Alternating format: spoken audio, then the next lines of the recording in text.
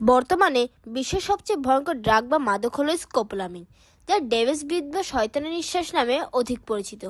সাম্প্রতিক বিশ্বে আলোচিত বিষয়ের মধ্যে একটি হলো এই ডেভিলস ব্রিথ।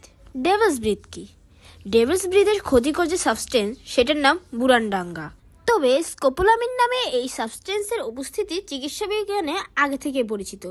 বিশেষ প্রক্রিয়ায় এই বুরানডাঙ্গা ফুলের বীজ থেকে স্কোপোলামিন নামক এই মাদক প্রস্তুত করা হয়। এটি ভয়ঙ্কর একটি ড্রাগ যা মাদক হিসেবে ব্যবহৃত হয়। অপরাধীদের কাছ থেকে স্বীকারোক্তি আদায়ে আইনশৃঙ্খলা বাহিনীর সদস্যরা অনেক সময় স্কোপোলামিন ব্যবহার করে থাকেন। এই স্কোপোলামিনের মাধ্যমে তৈরি হয় ট্রুথ সিরাম।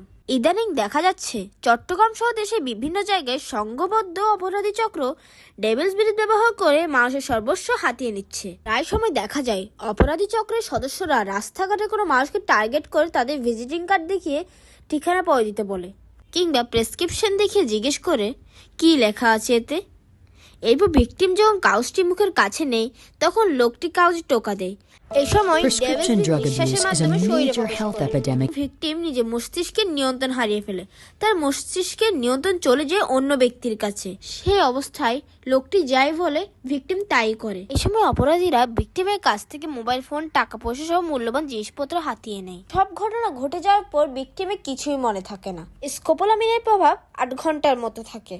ডেভিলস ব্রিথ বা শয়তানের নিঃশ্বাসের বিপদ থেকে বাঁচতে মানুষের চলার পথে সতর্ক হওয়া প্রয়োজন এবং বিশেষ করে বাইরে গেলে মাস্ক পরিধান করা উচিত। আসুন সবাই সতর্কতা অবলম্বন করি এবং নিজেকে বিপদ থেকে রক্ষা করি।